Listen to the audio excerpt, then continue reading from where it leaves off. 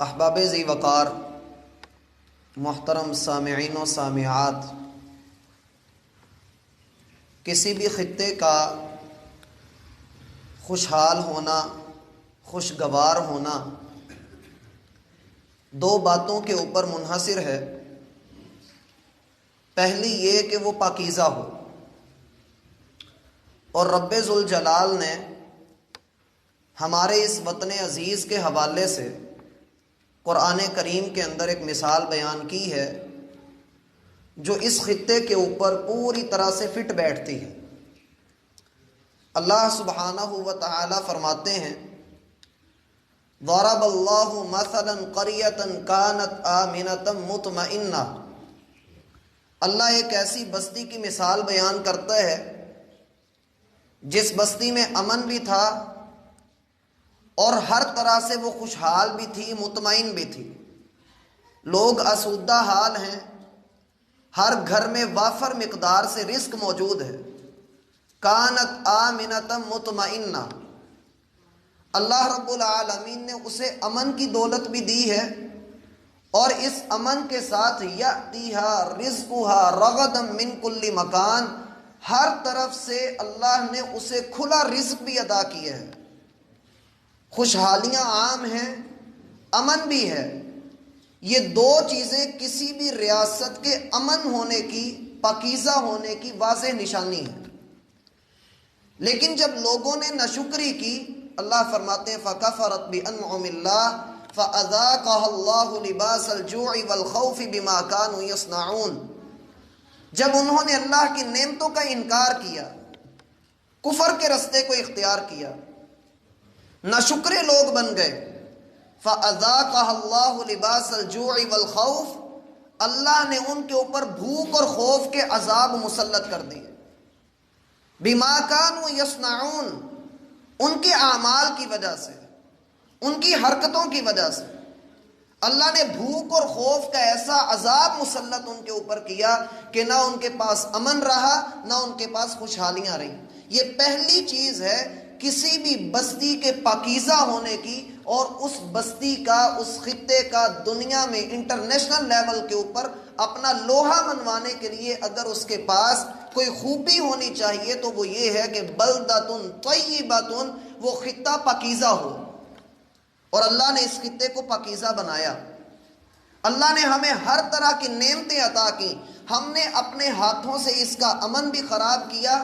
چور نے چوری کی، سود خور نے سود کھایا لیا، اس کے اوپر گواہ بنائے، اور اسی طریقے سے لوگوں کے حقوق ہم مارتے رہے، اللہ کا حق ہم مارا، اور پھر اس کے نتیجے میں یہ ہوا کہ اللہ نے بھوک اور خوف کا عذاب مسلط کر دیا۔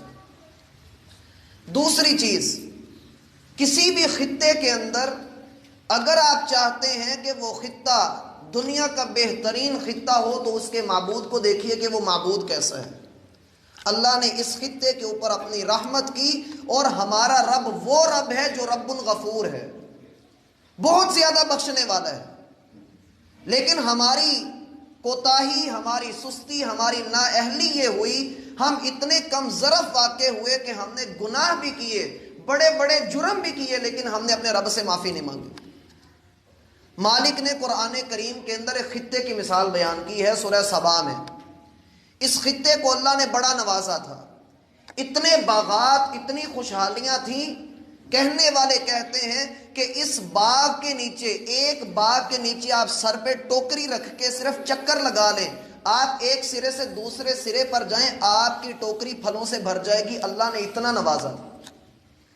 لیکن جب انہوں نے اللہ رب العالمین کے دین سے اعراض کیا، اللہ کی نعمتوں کا انکار کر دیا، اللہ فرماتے ہیں وہ ایسا خطہ تھا کہ بلدۃ طیبۃ ورب غفور، شہر بھی پاکیزہ، خطہ بھی خوشحال، اور رب بھی وہ ان کو ملا جو معاف کرنے والا ہے۔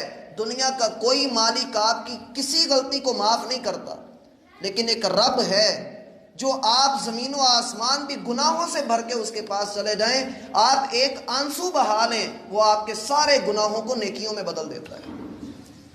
اور آنے والے ایام کے اندر ہم جس رمضان کے پہنچنے کی اپنے پاس دعا کر رہے ہیں، اللہم بلغنا رمضان، اے اللہ ہمیں رمضان تک پہنچا دے، سلامتی کے ساتھ پہنچا دے، میری گزارش ہے کہ رمضان مانگیے، ضرور مانگیے، لیکن ساتھ میں یہ بھی مانگیے کہ اللہ رمضان کی برکتیں بھی دینا۔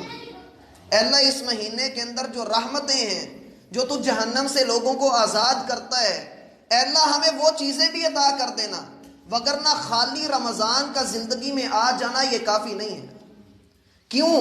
نبی علیہ الصلاۃ والسلام کا فرمان ہے، تباہ و برباد ہو جائے وہ بندہ جس کی زندگی میں رمضان آیا اور وہ اپنے آپ کو بخشوا نہ سکا۔ ہم نے خود اس میں محنت کرنی ہے، اور اس کے آنے سے قبل 3 چیزیں یاد رکھ لیجیے، کیونکہ رمضان کا بنیادی مقصد یہ ہے کہ دلوں کا تقوی پیدا ہو جائے، دلوں کے اندر تقوی آ جائے، اور تقوی 3 چیزوں کے اوپر منحصر ہے۔ اگر چاہتے ہیں دل تقوی والا بن جائے تو 3 چیزوں کو اپنے اوپر لازم کر لیجیے ساری زندگی کے لیے۔ ساری زندگی کے لیے یہ 3 چیزیں انتہائی اہم بھی ہیں، اور ان 3 چیزوں کو اپنا کر آپ دیکھیں گے کہ روز قیامت بھی نجات مل گئی، دنیا کی مشکلات میں بھی نجات مل گئی، اللہ کی محبت بھی ملی اور لوگوں کی محبت بھی ملی۔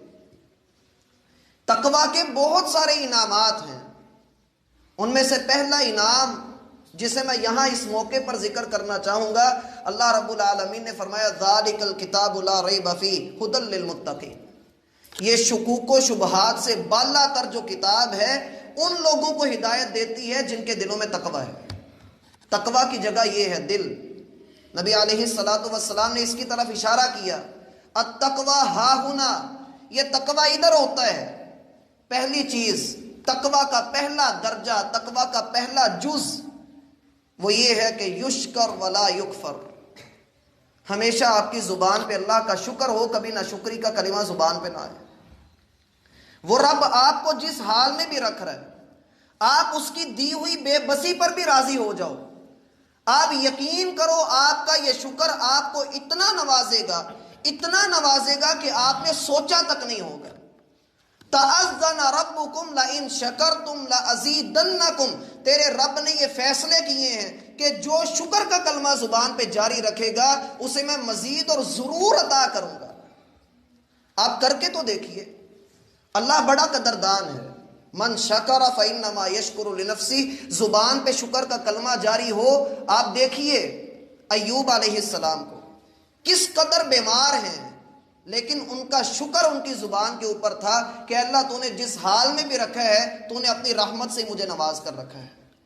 ہماری زبانوں پر شکر اس لیے نہیں آتا کہ ہم نے اپنی نگاہ اوپر رکھی ہوئی ہوتی ہے، ہم اپنے سے اوپر والے کو دیکھتے، نیچے والے کو نہیں دیکھتے۔ ہمارے پاس وافر دولتیں ہیں، وافر نعمتیں ہیں، اللہ کی قسم ہمارے چہروں پر مسکراہٹیں ہیں، یہ بھی اللہ کا رزق ہے۔ دیکھیے دنیا رو رہی ہے، دنیا غم میں مبتلا ہے۔ ہمارے پاس اولاد موجود ہے، ان سے پوچھئے جن کے پاس اولاد نہیں ہے۔ ہمارے پاس چھت رہنے کو چھت موجود ہے۔ اللہ کی قسم ایسے لوگ ہمارے معاشرے کے اندر پائے جاتے ہیں جو اس موسم کے اندر بھی اپنی جھونپڑی کو سہارا دینے کے لیے کوئی محنت کر رہے ہیں۔ ہمارے گھر زمین سے اونچے ہیں، ان میں پانی نہیں جاتا بارش کا، سیورج کا۔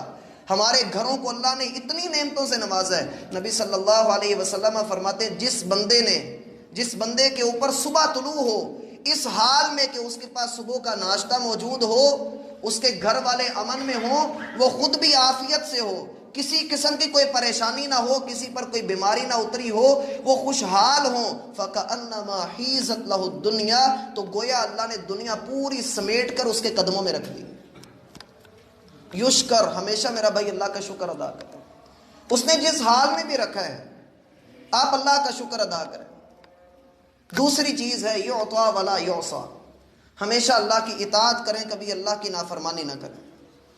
اللہ کی اطاعت ہو، جب آپ کو پتہ لگ جائے کہ یہ کام گناہ کا ہے تو اس گناہ سے رک جائیے، بھلے اس میں کتنا نقصان کیوں نہ ہو۔ صحابہ کرام کا بہت بڑا کاروبار تھا شراب کا، بہت بڑا کاروبار تھا، لیکن جب آیات اتری کہ اللہ نے اسے حرام قرار دے دیا ہے، مدینہ میں بہت بڑی لاٹ اسی وقت پہنچی تھی، شراب کے مٹکوں کا بہت بڑا ذخیرہ پہنچا تھا، لیکن صحابہ کہتے ہیں ہم نے مٹکے تو توڑے ہی توڑے، لیکن جنہوں نے اپنے گھونٹ بھر لیے تھے انہوں نے بھی منہ میں ہاتھ ڈال کر کہہ کر دی کہ اللہ نے جو حکم دے دیا اب اس کے اوپر عمل کریں۔ یعطا ولا یعصا، ہمیشہ اللہ کی اطاعت کریں۔ یہ داڑھی کو کٹوانا یہ بھی اللہ کی نافرمانی ہے، شلوار کو ٹخنوں سے نیچے رکھنا یہ بھی اللہ کی نافرمانی ہے، کسی خاتون کا پردہ نہ کرنا یہ بھی اللہ کی نافرمانی ہے۔ اور تیسری اور آخری چیز، یذکر ولا ینسا، ہمیشہ اللہ کو یاد رکھیں، کہ بھی اللہ کو بھولیں نہ۔ آپ کی تنہائی میں بھی آپ کا رب آپ کو یاد ہونا چاہیے۔ ماعز اسلمی، ماعز بن مالک، یہ وہ صحابی ہیں جنہوں نے ایک بہت بڑے کبیرہ گناہ کا ارتکاب کر لیا۔ نبی صلی اللہ علیہ وسلم کے پاس آئے اور آ کر کہا، اے اللہ کے رسول، مجھ سے غلطی ہو گئی ہے، میرے اوپر حد جاری کیجیے۔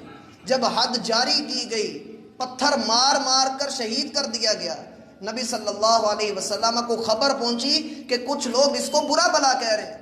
آپ علیہ السلام نے فرمایا کہ اگر اس بندے کی توبہ مدینہ کے 70 گنہگاروں پر بھی تقسیم کر دو تو اللہ ان سب کو بخش دے گا، ایسی خالص توبہ اس نے کی۔ اللہ کو یاد رکھنا سیکھیے۔ اور وہ عورت جس کو کفل نے کہا تھا کہ میرے ساتھ منہ کالا کر، اس عورت نے یہی تو کہا تھا، اتق اللہ، اللہ سے ڈر جا، یہ نہ ہو کہ تو اللہ رب العالمین کے اور میرے درمیان پردے کو چاک کرے اور اللہ تجھے تباہ کر دے۔ اتق اللہ، اللہ سے ڈر۔ میرا بھائی، اندھیروں میں گناہ کرنے سے بچیے، کیونکہ جو رب اندھیروں کو بنانے والا ہے وہ اندھیروں میں دیکھ بھی